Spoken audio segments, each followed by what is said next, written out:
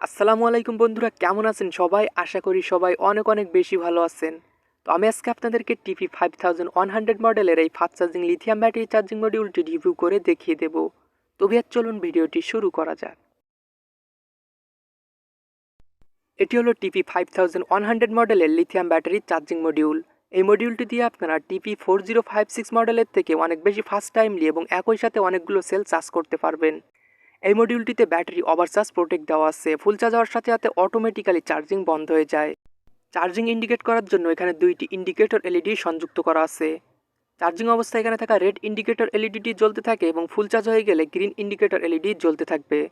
এখানে থাকা input positive এবং নেগেটিভের সাথে আপনারা ইনপুট পাওয়ার সংযুক্ত করে এই মডিউলটির মাধ্যমে ব্যাটারি সেলগুলো চার্জ করতে পারবেন।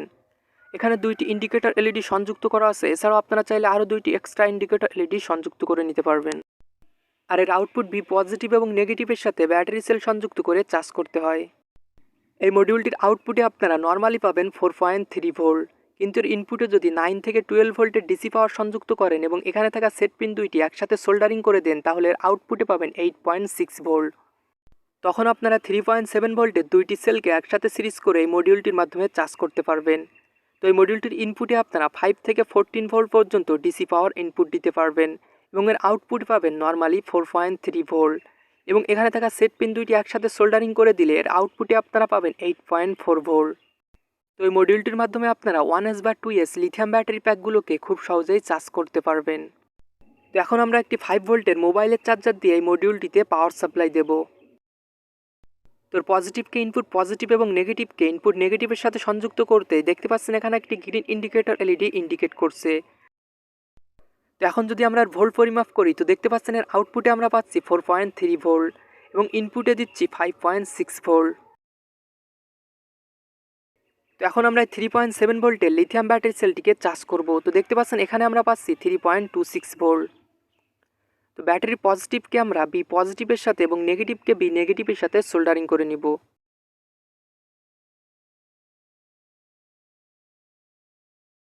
তো সোল্ডারিং করতে দেখতে পাচ্ছেন এখানে থাকা রেড ইন্ডিকেটর এলইডিটি ইন্ডিকেট করছে। তো এখন আমাদের ব্যাটারি সেলটি চার্জ হচ্ছে। তো এখন যদি আমরা আউটপুট এম্পিয়ার পরিমাপ করি তো দেখতে পাচ্ছেন এখানে আমরা পাচ্ছি 1.2 এম্পিয়ার। তো এখানে একটি মাত্র সেল সংযুক্ত করা, এর আউটপুটে আমরা পাচ্ছি 1.2 এম্পিয়ার। তো এখানে যদি আপনারা 2 থেকে 3টি সেল সংযুক্ত করেন তাহলে এই এম্পিয়ারের পরিমাণ বেশি হবে। এখন আমরা একটি 12 ভোল্টের চার্জার দিয়ে এই মডিউলটিতে পাওয়ার সাপ্লাই দিব। তো চার্জারের সাথে মডিউলটিকে সংযুক্ত করে নিলাম। এখন যদি আমরা এম্পিয়ার পরিমাপ করি তো দেখতে পাচ্ছেন এর আউটপুটে আমরা পাচ্ছি 1.16 এম্পিয়ার। তো এখানে একটি মাত্র সেল সংযুক্ত থাকায় আমরা সেম এম্পিয়ার পাচ্ছি। তো এখন যদি আমরা ভোল্ট পরিমাপ করি তো দেখতে পাচ্ছেন এর ইনপুটে আমরা দিচ্ছি 12.25 ভোল্ট এবং আউটপুটে পাচ্ছি 4.24 ভোল্ট। তো এখানে 12 ভোল্ট থেকে 4 ভোল্টে কনভার্ট হয়ে ব্যাটারি চার্জ হওয়ায় মডিউলটি সামান্য পরিমাণে হিট হচ্ছে। এখন আমরা 3টি সেলকে একসাথে প্যারালালে সংযুক্ত করে এই মডিউলটির মাধ্যমে চার্জ করব। তো 3টি সেলকে আমি একসাথে প্যারালালে সংযুক্ত করে নিলাম। এখন দেখতে পাচ্ছেন এই মডিউলটির মাধ্যমে 3টি ব্যাটারি সেলকে একসাথে চার্জ হচ্ছে এবং 12 ভোল্ট থেকে 4 ভোল্ট কনভার্ট হওয়া মডিউলটি সামান্য পরিমাণে হিট হচ্ছে। তো আপনি 3 থেকে 4টি সেল একসাথে চার্জ করতে চাইলে 18 ওয়াটের একটি মোবাইলের চার্জার দিয়ে ইনপুট পাওয়ার সংযুক্ত করতে পারেন। তো এখন আমরা দেখব এই মডিউলটির মাধ্যমে একটি মাত্র ব্যাটারি সেল ফুল চার্জ করতে কত সময় লাগে। তো প্রায় 1.5 ঘন্টা পর এখন আমাদের ব্যাটারি সেলটি ফুল চার্জ হয়ে গেছে।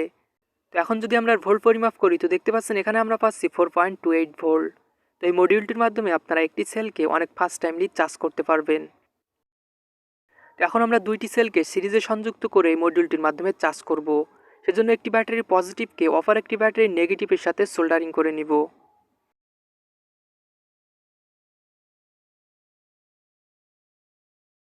তো এরপর একটি ব্যাটারির পজিটিভকে বি পজিটিভের সাথে এবং অপর ব্যাটারির নেগেটিভকে বি নেগেটিভের সাথে সোল্ডারিং করব।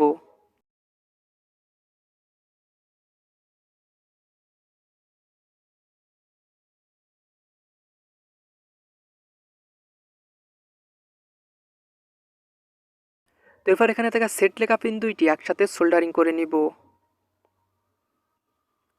তো আমি এই পিন দুইটি একসাথে সোল্ডারিং করে নিলাম। তো এখন আমরা একটি 9 বা 12 ভোল্টের চার্জার থেকে পাওয়ার সাপ্লাই দিব। তো এখন যদি আমরা ভোল্ট পরিমাপ করি তো দেখতে পাচ্ছেন এর ইনপুটে আমরা দিচ্ছি 12.6 ভোল্ট এবং আউটপুটে পাচ্ছি 8.7 ভোল্ট।